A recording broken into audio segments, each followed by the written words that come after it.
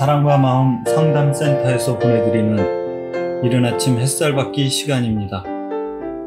이 시간 말씀을 통해 나 자신을 성찰하며 하나님의 사랑을 경험하는 시간이 되시길 바랍니다.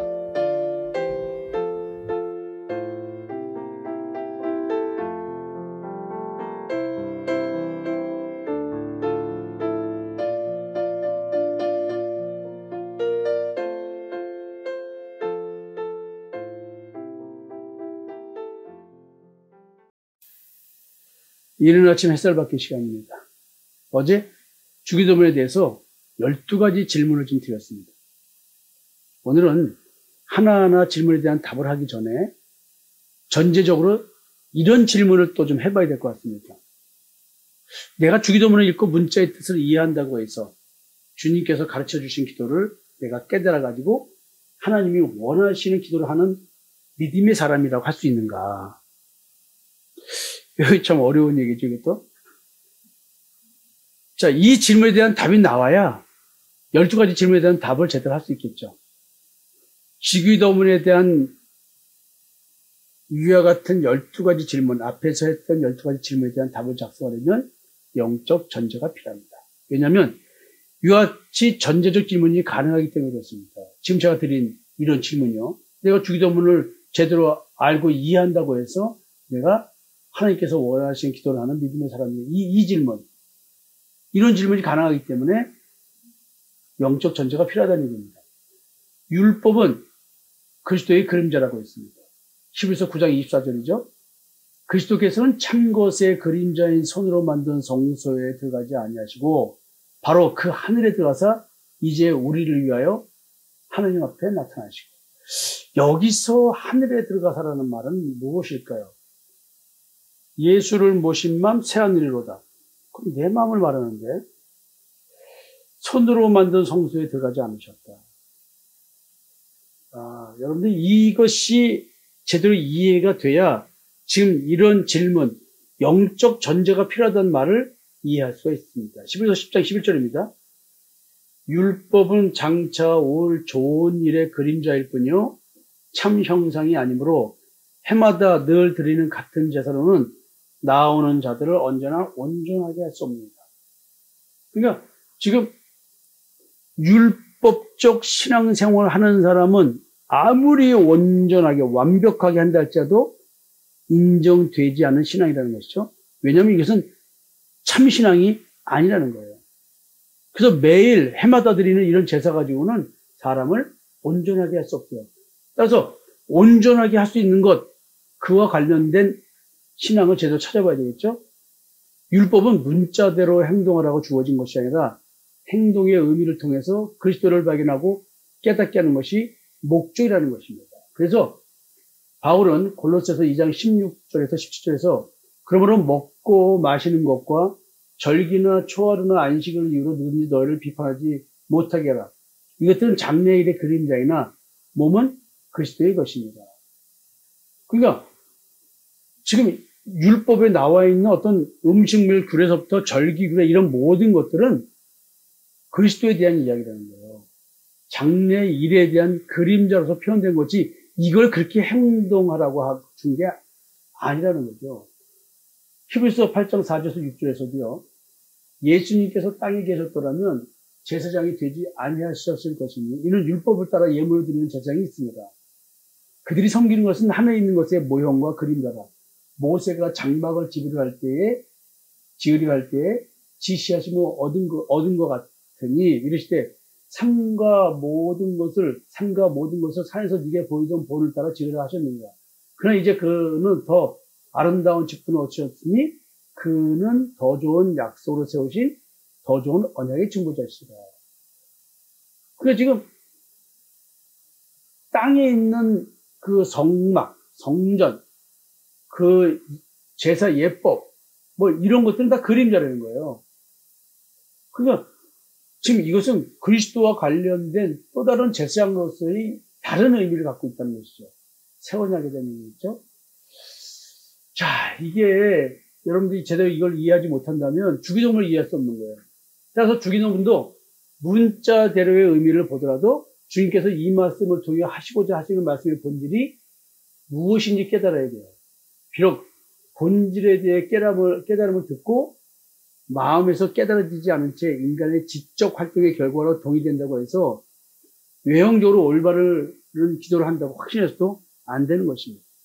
왜냐하면 주님은 기도자의 올바른 기도 행위가 아닌 참마음과 온전한 믿음의 기도를 먼저 보시기 때문에 그렇습니다. 우리의 기도가 온전하냐 아니냐, 하나님께서 받아주시냐 안 받으시냐는 참마음과 온전한 믿음으로 기도를 드렸느냐가 전제돼야지만 된다는 거예요. 그래서 히브리서 10장 22절에는 우리가 마음의 뿌림을 받아 악한 양심부터 벗어나고 몸은 맑은 물로 씻음을 받았으니 참마음과 온전한 믿음으로 하나님께 나가자, 이렇게 얘기를 하는 겁니다. 굉장히 어려울 수밖에 없는 게 이거 영적인 표현이기 때문에 그렇습니다. 내 마음과 관련되기 때문에 그렇습니다. 성경은 문장과 문맥과 글자에서 파생되는 의미를 통해서 해석하는 것이 기본입니다. 그러나 이런 해석과 깨달음은 인간의 언어적 인지 능력에서 오는 육체의 감각적 느낌의 확률이 매우 높습니다. 그러므로 성도 각 개인에게 성령의 역사로 이루어진 영적 변화를 전제로 성경의 문장과 문맥과 글자를 깨달아야 합니다. 성령으로 거룩하게 된 변화된 마음과 양심으로 하나님의 마음을 글자와 문맥을 통해 전달받아야 하는 것입니다. 주님께서는 아버지 하나님께 기도하는 내용이 어떤 것이어야 하는지를 가르쳐 주셨습니다.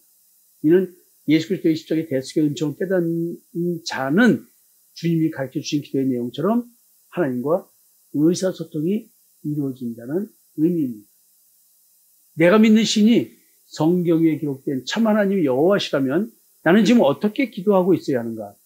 내가 예배 때 주기도문을 외우고 찬양으로 부른다고 해서 내가 하나님께 기도를 드리고 하나님은 그 기도를 받아주시는 것일까?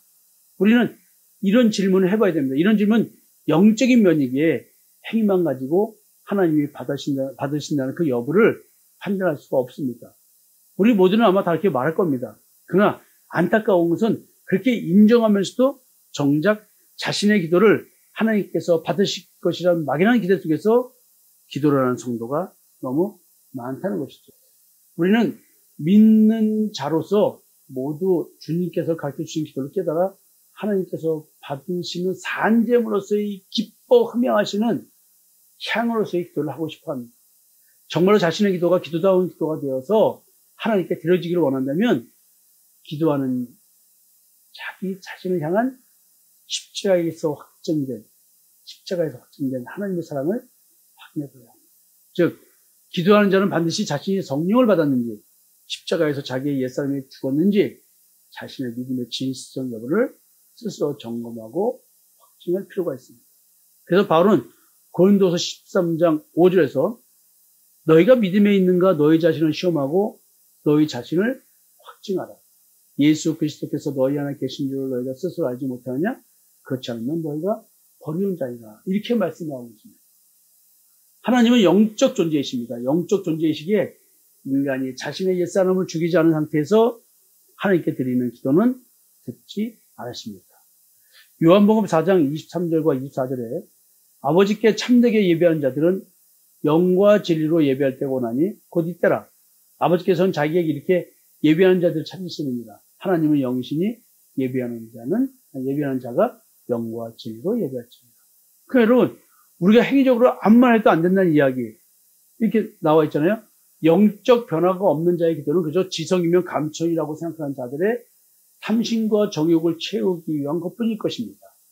그래서 하나님은 그런 기도를 옛사람 죽이지 않은 기도는 듣지 않으십니다. 인간의 언어로 기록된 성경의 글자만으로는 하나님의 마음으로서의 축도문을 제대로 느낄 수가 없습니다.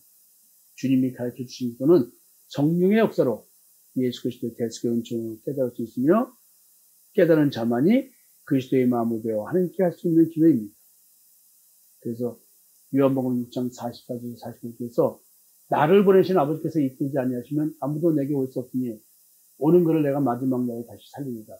선지자의 글에 그들이 다 하나님의 가르침을 받으리라 기록되었은즉 아버지께 듣고 배운 사람마다 그렇게 오는 참으로 어려운 일.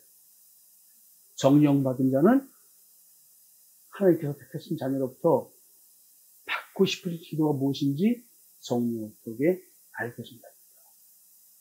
고린도전서 2장 10절이죠. 오직 하나님이 성령으로 이것을 우리에게 보이셨으니 성령은 모든 것, 곧 하나님의 깊은 것까지도 통달하십니다. 자, 여러분 이제 우리가 영적인 부분에서 좀 생각을 해봐야 된다는 이유를 좀 느끼실지 모르겠습니다. 오늘 여기까지 하고 또 다음 주에 뵙겠습니다.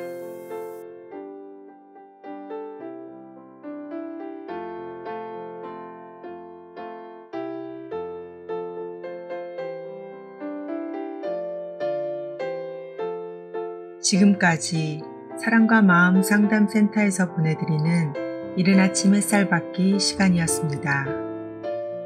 오늘의 말씀을 통해 세상을 이길 수 있는 믿음 안의 삶을 누리시는 여러분이 되시기를 기도합니다.